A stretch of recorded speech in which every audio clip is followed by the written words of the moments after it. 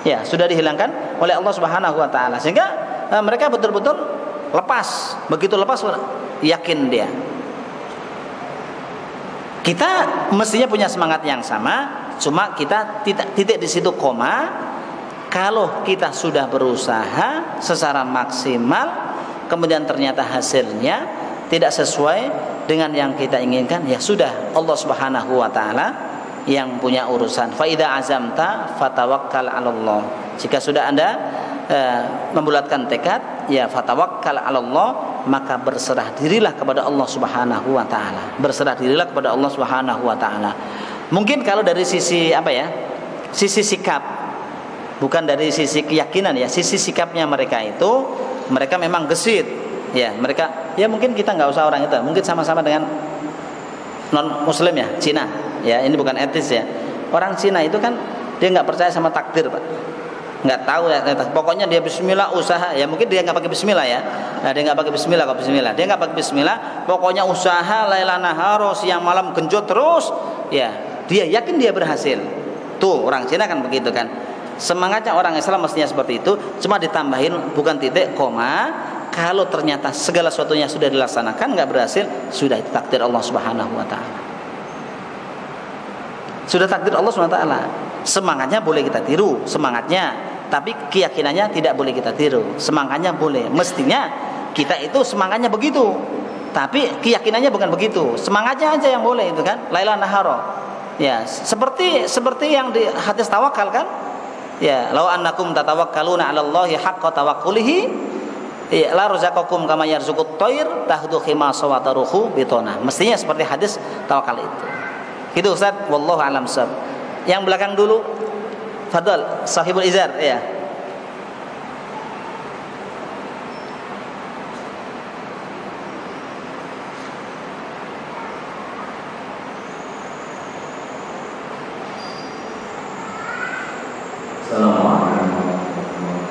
Waalaikumsalam warahmatullahi wabarakatuh.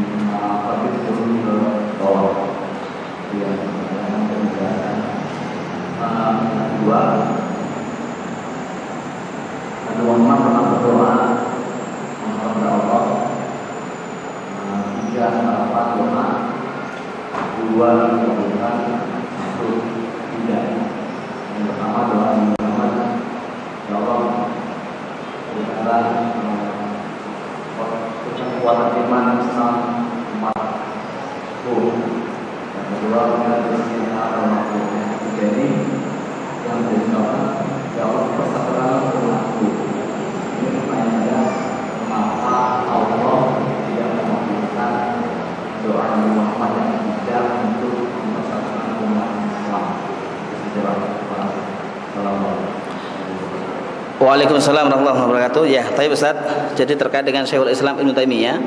Jadi ini memang kaitannya adalah ikhtilaf ulama. Di tingkat elit ulama memang seperti itu. Di tingkat elit ulama memang seperti itu. Ya, saling mengkafirkan, saling itu, karena memang ini yang ngomong adalah sama-sama ulama. Ya, sama-sama ulama. Ya, kita sebagai generasi yang membaca pendapat mereka, kita yang kita prinsip kita harus sama-sama kita samakan bahwa apapun yang disampaikan oleh manusia selain Nabi Shallallahu Alaihi Wasallam ada peluang dua, mardudun atau makbul, diterima atau ditolak. Kita sudah sama-sama yakin dengan prinsip itu. Kalau memang prinsipnya seperti itu, ya kita sebagai generasi yang membaca atau yang mendengarkan pendapat-pendapat dari para ulama yang berselisih ini, kita bisa melihat, mari kita dudukkan persoalannya. Persoalannya adalah kalau kita kembali kepada ayat-ayat mutasyabihat, ayat-ayat mutasyabihat ini memang ada dua pendapat, ya. Ada dua pendapat ini, pendapat ulama salaf dan pendapat ulama khalaf, ya. Wa ma ya'lamu ta'wilahu illallah warrasikhuna fil ilmi yaquluna amanna bihi kullum min indi rabbina. Ayatnya ini pun memang rangkaian ayatnya itu secara struktur bahasa Arab nahwu sorofnya itu bisa diwakafkan dua. Wa ma ya'lamu ta'wilahu illallah. Wakaf. Warrasikhuna fil ilmi yaquluna amanna bihi kullum min indi rabbina. Jadi tidak mengetahui takwilnya ayat-ayat mutasyabihat itu kecuali Allah titik. Kemudian warrasikhuna menjadi mubtada lagi, yaquluna rabbana. Jadi artinya warrasikhuna fil ilmi yaquluna amanna menjadi sebuah jumlah jadida, kalimat yang baru. Ini pemahamannya. Ibnu Katsir menjelaskan juga, tapi tidak salah juga kalau difahami wa ma ya'lamu ta'wilahu illallahu warrasikhuna fil ilm. Wakafnya di warrasikhuna fil ilm. Yaquluna amanna bihi kullum min indi rabbina. Terhadap pemaknaan yang kedua, tidak mengetahui takwil Allah Subhanahu wa taala, tidak mengetahui takwil ayat-ayat mutasyabihat itu kecuali Allah dan orang-orang yang mendalam ilmunya di bidang itu. Jadi enang ada dua pendapat mengenai itu. Kemudian kalau yang menggunakan pendapat yang pertama tadi, bahwa yang mengetahui ayat-ayat mutasyabihat itu adalah hanya Allah saja, itu kelompoknya Imam Ahmad bin Hambal, kelompoknya Imam Malik, dan turun ke bawahnya itu adalah Syekhul Islam Ibnu Taimiyah, Ibnu Qayyim Al-Jauziyah. Itu adalah kelompok yang pertama yang memahami, yang mengetahui takwil itu hanyalah Allah Subhanahu wa taala. Makanya ketika ayat yang berbunyi Ar-Rahmanu 'alal arsyistawa, Allah yang Maha Rahman itu istiwa di atas arasy. Istiwa itu kan bahasa Arab, bahasa Indonesia adalah bersemayam. Allah bersemayam di atas arasy. Allah bersemayam di atas arasy. Kalau Allah kemudian bersemayam di atas arasy, ditanya oleh Imam Malik, ditanya oleh yang lain, ya Imam, ma ma'nal istiwa? Apa artinya bersemayam itu? Bersemayam maklum sudah jelas. Wal kaifu majhul, teknis bersemayamnya Allah seperti apa? Majhul, dirahasiakan. Yang tahu hanya Allah Subhanahu wa taala. Was-su'al anhu bid'ah. Bertanya tentang itu adalah bid'ah. Ini kata Imam Malik rahimahullah. Sebenarnya apa yang disampaikan oleh Ibnu Taimiyah, apa yang disampaikan oleh Imam Ahmad bin Hambal sama dengan apa yang disampaikan oleh Imam Malik. Makanya ketika ditanya maknanya istiwa itu apa? Istiwa bersemayam. Kalau begitu Allah bersemayam. Nah, iya bersemayam. Tapi lanjutannya, bersemayamnya Allah tidak seperti bersemayamnya makhluk. Dalam ayat yang lain dikatakan oleh Allah, yadullahi fawqa aydihim, tangan Allah di atas tangan mereka. Kalau begitu Allah punya tangan. Betul, Allah punya tangan. Tapi tidak titik di situ. Allah punya tangan, tangannya tidak seperti makhluk. Wa yabqa wajhu rabbika dzul jalali wal ikram. Wa yabqa, dan akan kekal, wajhu rabbika, wajah Tuhanmu, dzul jalali wal ikram, yang mempunyai keagungan dan kemuliaan. Kalau begitu Allah punya wajah dong. Iya, tapi wajahnya tidak seperti wajahnya makhluk. Ayat-ayat mutasyabihat yang seperti ini oleh para ulama diartikan, ulama salaf ini mengartikan bahwa mereka mengimani apa saja yang ditetapkan oleh Allah dalam Al-Quran dan mengimani apa saja yang ditetapkan oleh Rasulullah SAW dalam sunnahnya, biduni ta'wilin, tanpa mentakwili, karena mereka meyakini yang tahu takwilnya hanyalah Allah Subhanahu wa taala. Sehingga kalau ada ayat-ayat yang memang menyatakan Allah punya wajah, diimani Allah punya wajah, tapi titik, bukan titik, itu koma, wajahnya tidak seperti wajah manusia. Karena penjelasan ini dijelaskan oleh Imam At-Tahawi rahimahullah dalam kitabnya Al-Aqidah At-Tahawiyah, faman syabbaha bimakhluqin faqad kafar. Barang siapa yang menyerupakan ayat-ayat ini, diserupakan dengan apa yang ada pada makhluk, faqad kafar, maka sungguh dia telah kafir. Jadi makanya mungkin miskomunikasinya atau mungkin misinformasinya tadi Pak. Kalau kata-kata Ibnu Taimiyah, ya Allah itu bersemayam seperti bersemayamnya kita, Allah itu turun ke bumi seperti turunnya kita dari mimbar ini, ya namanya biasalah. Ini kan di antara para ulama kan, ya kadang-kadang ada yang ditambah-tambahin ngomongnya itu kan. Sebenarnya paling lurus, paling objektif dalam hal ini adalah, mungkin kalau Bapak buka kitab Al-Aqidah At-Thahawiyah, ini ditulis oleh Imam Abu Ja'far At-Tahawi tahun 300 Hijriah kurang lebih. Ini adalah kurun jauh sebelum Ibnu Taimiyah. Ini kurunnya Imam Ahmad bin Hanbal, kurunnya Abu Hasan Al-Asy'ari.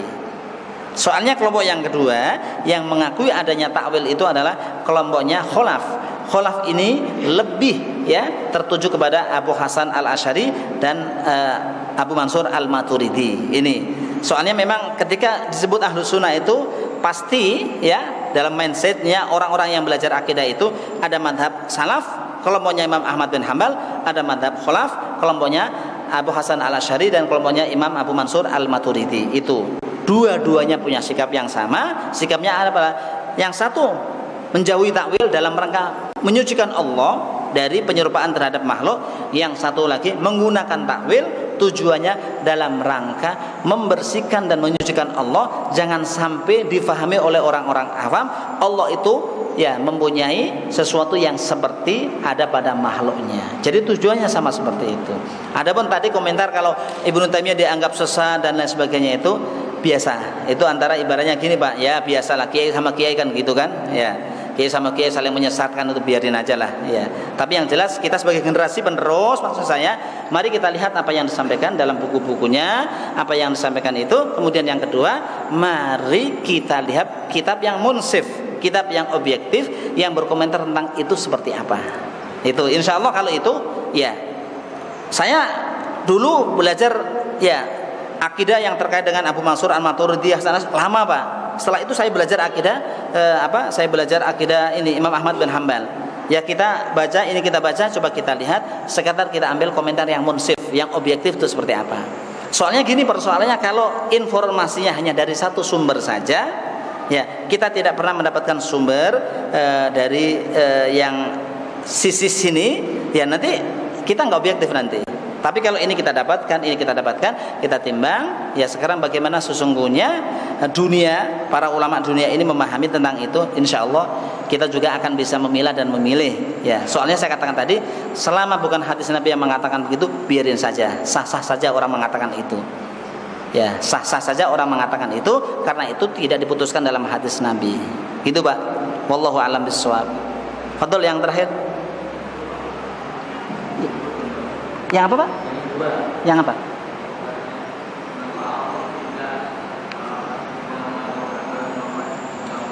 Oh iya. Kenapa Allah tidak mengabulkan doa Nabi yang ketiga? Nabi minta umat Islam ini bersatu gitu kan? Ya, kenapa Allah tidak? Wallahu alam. Mungkin ini yang kita ambil hikmahnya kan? Hikmahnya itu kenapa sih kok doanya Nabi itu tidak segera dikabulkan ketika itu kan? Ya, tidak segera dikabulkan ketika itu, atau Allah enggan menyatukan itu, biar kita ini sebagai umat Islam ini biar sadar itu loh ya. Jadi ketika wa'tasimu bihablillahi jami'an wa la tafarraqu, perintahnya Allah seperti itu, tapi di satu sisi kok bersatunya umat Islam kok susah banget gitu kan ya.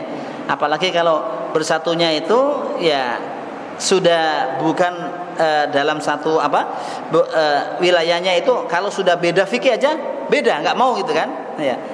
Meskipun akidahnya sama, kadang-kadang fikihnya berbeda, enggak, itu kan gitu. Ya, padahal sesungguhnya ya namanya fikih biarin aja lah fikih yang berbeda. Yang penting akidahnya sama itu. Ya hikmahnya ya wallahu alam, bisa biar mungkin umat Islam ini biar lebih dewasa, biar lebih sadar. Ya sehingga kalau masing-masing ini sadar akan kondisi yang ada, sehingga tumbuh kembali kesadaran mereka untuk bersatu. Artinya ini bukan harga mati. Artinya kita tidak perlu takut itu. Wah ini kan harga mati. Ya gimana kita mau bersatu? Sudah dinas oleh Allah kok. Nabi itu doanya nggak dikabulkan oleh Allah untuk yang ini. Bukan berarti harga mati begitu Pak, bukan. Ini kan hanya memberikan peluang kepada kita untuk lebih gesit berusaha, ya untuk lebih menyadari apa yang terjadi pada kita. Mungkin seperti itu Pak, wallahu alam. Ya. Fadhil Ustaz. Assalamualaikum warahmatullahi wabarakatuh. Waalaikumsalam warahmatullahi wabarakatuh. Yang pertama pertanyaannya adalah ketika takdir itu adalah baik, maka itu adalah dari Allah Subhanahu Wa Taala. Kemudian ketika itu terjadi pada diri kita sebagai seorang manusia yang buruk, maka itu adalah karena kelalaian kita. Nah, yang kemudian menjadi pertanyaan saya adalah bagaimana kita menilai standar baik dan buruk? Apakah penilaian baik itu menurut kita atau menurut orang lain? Contohnya begini, Ustaz. Ketika ada seorang yang dia melakukan berjihad, kemudian membuat bom bunuh diri, apakah itu menurut dia standarnya adalah bahwa itu adalah baik, tapi menurut orang lain itu adalah tidak baik, kan? Nah, apakah itu juga merupakan takdir? Kemudian bagaimana juga kalau poligami itu, kalau menurut perempuan kan belum tentu baik, Ustaz. Kalau apa? Poligami itu menurut perempuan itu kan belum tentu baik, tapi mungkin menurut sunnah Rasulullah, menurut Allah Subhanahu Wa Taala itu adalah baik. Apakah itu ketika orang berpoligami juga adalah takdir Allah Subhanahu Wa Taala? Nah, pertanyaan yang terakhir adalah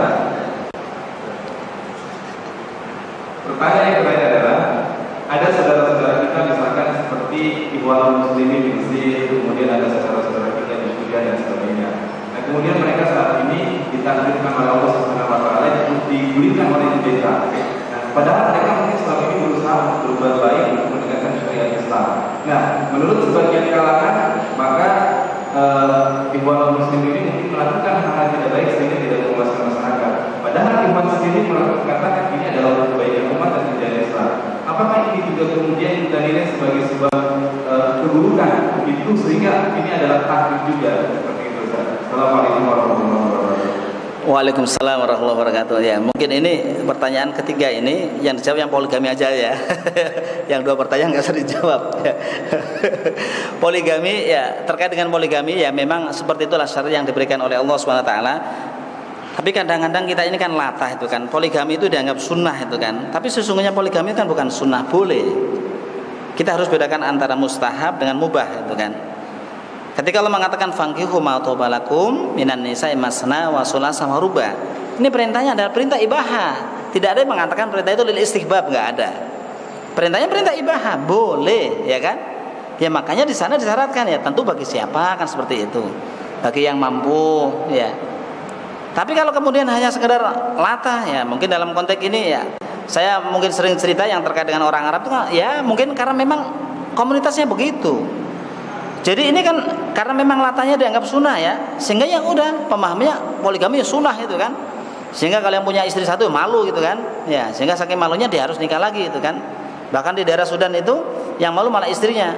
Kalau seorang suami punya istri cuma dia doang, istrinya malu kalau dia cuma dia doang yang jadi istrinya. Makanya kan mungkin bapak-bapak berharap kan bisa seperti Sudan gitu kan, ya. Sehingga istrinya nyariin lagi gitu kan, ya. Di daerah Sudan itu ada sebuah provinsi yang begitu kan, saking baiknya istrinya begitu kan, sehingga mereka merasa malu kalau hanya dia sendiri yang menjadi istrinya si laki-laki itu kan, sehingga dia harus mencarikan tambahan untuk suaminya itu. Nah, sampai begitu kan, ya salam ya, ya begitulah memang.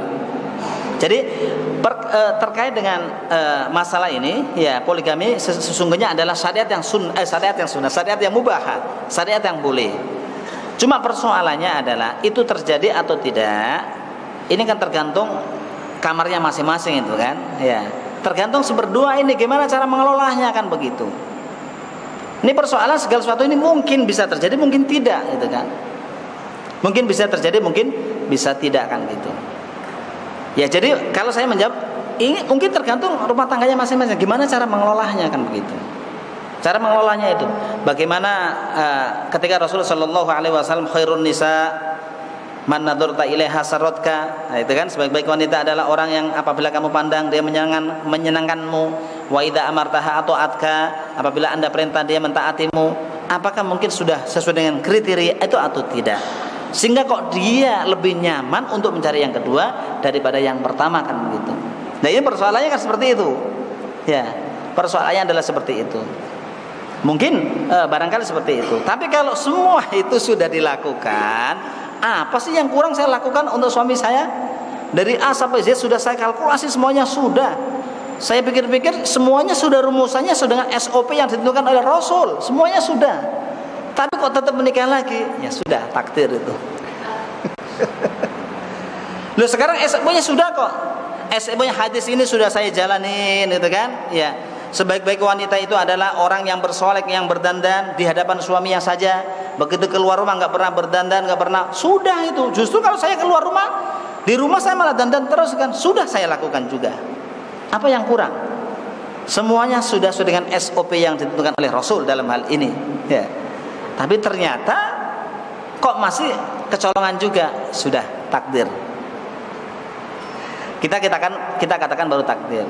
Adapun kemudian kalau ada orang yang poligami, ya karena di rumahnya nggak nyaman, dia gimana? Nggak betah. Baru di rumah itu rasanya gerah, nggak betah itu kan? Udah pengen kabur mulu.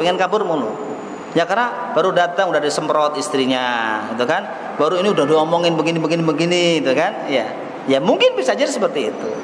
Jadi kalau yang urusan poligami itu tadi kita bisa pilih, bisa jadi itu mungkin memang sebabnya berasal dari diri sendiri, memang ya sebabnya adalah memang takdir yang ditentukan oleh Allah. Terkait dengan bom bunuh diri, ya ini memang sih sudut pandang ya, wallahu a'lam bishawab. Tergantung sudut pandangnya kita memandang mereka, gitu kan. Tergantung sudut pandangnya kita memandang mereka. Yang jelas dalam hal ini yang paling tahu adalah Allah Subhanahu wa taala. Kita juga takut salah kan? Ya, kita menghakimi mereka takut salah juga. Enggak boleh itu kan, begitu kan, itu kan.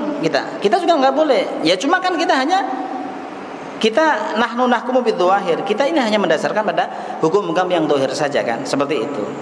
Ya maka dalam hal ini ya wallahu alam lah untuk urusan itu, kalau untuk urusan bom bunuh diri itu kan. Ya, soal memang kadang-kadang sudut pandang yang beda. Karena gini, bom bunuh diri yang ada di Palestina satu contoh.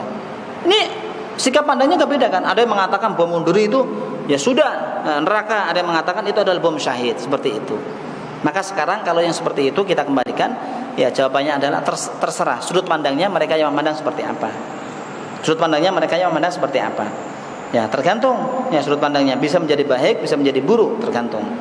Ya, adapun bom bunuh diri yang ada di Indonesia ya, yang mungkin ya secara kaidah tidak ada sesuatu yang mendesak untuk dilakukan itu, kemudian dia melakukan seperti itu, ya ini takdirnya adalah karena min nafsihi, berasal dari dirinya sendiri. Berasal dari diri. Sekiranya dia tidak mengikuti jejak-jejak yang seperti itu, ya aman-aman saja kan? Ya, karena memang gara-gara dia mengikuti ya sudah. Ya kalau memang semuanya disebabkan gara-gara dirinya sendiri, yang terjadi ya sudah takdirnya begitu. Tapi takdir itu disebabkan oleh sikap diri sendiri. Adapun apa yang terjadi di Suriah, apa yang terjadi di Mesir dan lain sebagainya, ini kan penilaian orang kan. Mungkin semua orang ya pasti kita apa sih kurangnya sih? Ya Allah, semuanya sudah saya lakukan, tapi kok yang terjadi seperti ini? Apa mungkin ada kelalaian yang mungkin secara sengaja kita tidak tahu, yang tahu hanyalah Allah Subhanahu wa taala itu? Maka memang jawabannya yang paling pas dalam hal ini adalah wallahu a'lam bishawab. Jawaban yang paling pas dalam hal ini adalah wallahu a'lam bishawab. Kita tidak bisa memaksakan untuk mengomentari itu. Jawabannya adalah wallahu a'lam bishawab. Itu yang paling selamat jawabannya. Soalnya kalau kita terlalu berkomentar jauh kita juga salah. Ya soalnya ini nggak ada hadisnya. Mau dibilangin apa kan? Ini fakta yang terbaru, nggak ada hadisnya, nggak ada ayatnya. Ya komentarnya wallahu a'lam bishawab. Ya. Mungkin gitu Pak. Ya demikian yang bisa kita bahas pada pagi menjelang siang ini. Mudah-mudahan ada manfaatnya. Kurang dan lebihnya mohon dibukakan untuk maaf yang seluas-luasnya. Hadrallah yakum ajmain. Mari sama-sama kita akhiri. Subhanakallahumma bihamdika asyhadu an la ilaha illa anta astaghfiruka wa atubu ilaik. Walhamdulillahirabbil alamin. Bila taufiq wal hidayah. Assalamualaikum warahmatullahi wabarakatuh. Alaihi wasallam. Sallallahu ala Muhammad.